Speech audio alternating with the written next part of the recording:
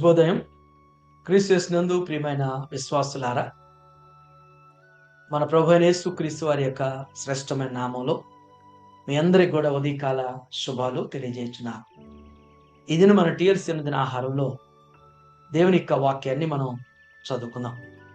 యోహాను సువార్త 8వ అధ్యాయము 32వ వచనాన్ని చదువుకుందాం. అప్పుడు సత్యం మిమ్మల్ని స్వతంత్రులుగా చేయునని చెప్పగా.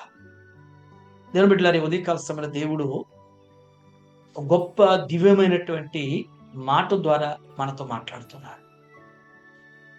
మన ప్రభు వారు ఆయన జ్ఞాపకం చేసినట్లుగా, నేనే మార్గమును సత్యమును జీవమునై ఉన్నాను అని చెప్పాడు. మన ప్రభు మనందరికీ కూడా మార్గదర్శకుడు. ఆయనే మార్గం, ఆయనే సత్యం. మన ప్రభు ఆయన జీవించినటువంటి 33.5 సంవత్సర కాలంలో, ఆయన పరిచర్య చేసిన 3.5 సంవత్సర కాలంలో సత్యాన్ని గురించే మాట్లాడారు. ఆయన సత్యవంతుడు, సత్యస్వరూపుడు. కాబట్టే మన ప్రభు అందుకని గట్టిగా నొక్కాని చెప్పిన మాట ఏంటంటే, సత్యం మిమ్ములను స్వతంత్రులుగా చేయను అంటున్నాడు. మనం కొన్ని పర్యాయాలు మనం అక్కడక్కడ చూస్తాం. మరి ముఖ్యంగా పోలీస్ స్టేషన్స్ దగ్గర, కోర్టు దగ్గర కనబడే ఒక మాట ఉంది. సత్యమే జయతే అనేటువంటి మాట ఉంటుంది. సత్యమే జయతే అనేటువంటి మాట కనపడుతుంది. సత్యం కొన్ని పర్యాయాలు మనుషుల చేత ఓడించబడవచ్చు. సత్యం అసత్యంగా మార్చబడవచ్చు. కానీ సత్యానికి ఎన్నడూ కూడా సమాధి కాదు. సత్యమైనటువంటిది ఎప్పటికి కూడా నాశనం చేయలేము. ఈనాడు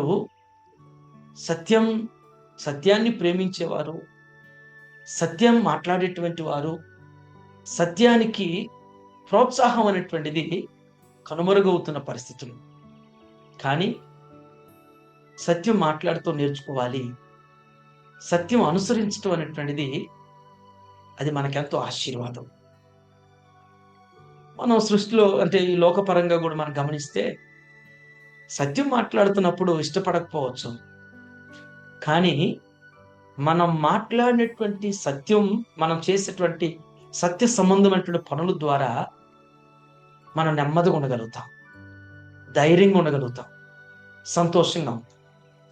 అబద్ధాలు మాట్లాడేవారు, అసత్యాలు చేసి చెప్పేవారు, అసత్యమైనటువంటి జీవితం జీవించేవారు ఒకవేళ పైకి గంభీరంగా కనబడతారేమో కానీ లోపల వారికి కూడా తెలుసు, వారు మాట్లాడుతున్నవన్నీ అబద్ధాలని, వారు చెప్తున్నవన్నీ అసత్యాలని, వారు చేస్తున్నవన్నీ కూడా అసత్యమైనటువంటి పనులని చెప్పేసి వారికి తెలుసు.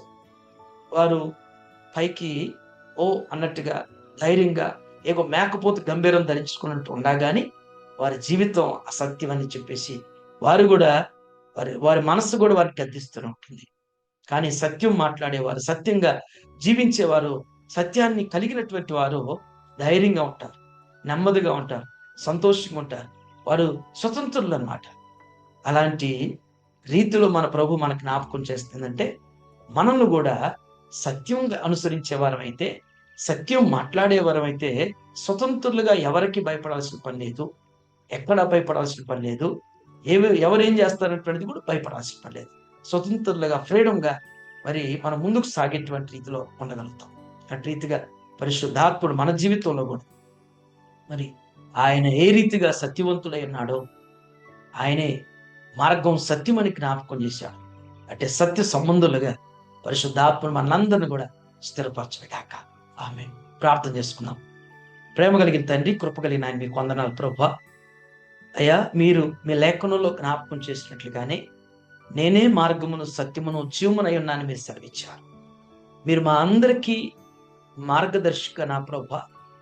అయ్యా, మీరు ఏ రీతిగా నా తండ్రి సత్యం గురించి మీరు మాట్లాడారు, మీరే సత్యమై ఉన్నారని అయ్యా మీరు ఆనాడు జ్ఞాపకం చేసినప్పుడు నా తండ్రి యూదా సమాజం అంగీకరించలేకపోయింది. పిలాతు ఎదుట మీరు జ్ఞాపకం చేసినప్పుడు అయ్యా పిలాతు కూడా నాయన ఆశ్చర్యంగా సత్యం అంటే ఏంటి అని అడుగుతున్నాడు. ఈనాడు సమాజం కూడా అట్టి దుస్థితిలో ఉన్నది ప్రభువా. సత్యం అంటే ఏంటో తెలియని పరిస్థితులు, సత్యాన్ని గుర్తించలేక, సత్యాన్ని అసత్యంగా మార్చాలని, సత్యాన్ని అయ్యా ఏ రీతిగా నా తన్ని కలరాయాలని, పూడ్చివేయాలని అనుకుంటున్నప్పటికీ నా ప్రభువా, సత్యం మిమ్మల్ని స్వతంత్రులుగా చేయనని మీకు జ్ఞాపకం చేశారు. అయ్యా సత్యం ద్వారా నాయన విడిపించబడతాం. దేవా మేము స్వతంత్రులుగా, నెమ్మదిగా, సంతోషంగా, ధైర్యంగా ఉండగలుగుతాం అనేటువంటిది మీరు జ్ఞాపకం చేసినందుకు వందనాలు. దేవ అబద్ధాలు, అసత్యాలు, దేవ అసత్య మార్గాలు అనుసరించుకున్నా ప్రభు, సత్యం మాట్లాడుతూ, సత్య బోధలో ప్రభు, సత్యం కలిగి జీవించడం ఆయన మేము అనుసరించేటువంటి వారుగా స్థిరపరిచి బలపరచండి. ఒకవేళ నా తండ్రి దేవ సత్యానికి నా ప్రభు ఈ లోకం నా తండ్రి వారిని దేవ పెడచోని పెడుతూ వారిని అసమర్థులుగా, అయోగ్యులుగా మార్చవచ్చు. కానీ ప్రభు భూలోకంలో అలా ఉండొచ్చేమో కానీ సత్యం మాట్లాడినప్పుడు, సత్యాన్ని అనుసరించినప్పుడు ఆయన మాకు కలిగేటువంటి ప్రశంస మీ దగ్గరే ఉన్నదనేటువంటిది మేము గుర్తెరుగుతూ ఓర్పుతో సహనంతో ముందుకు సాగటికి అతి కృపను దయచేయమని యేసు దివ్యమైన నామములో ఈ ప్రార్థన మీకు సమర్పిస్తున్నాను తండ్రి. ఆమేన్. God bless you all.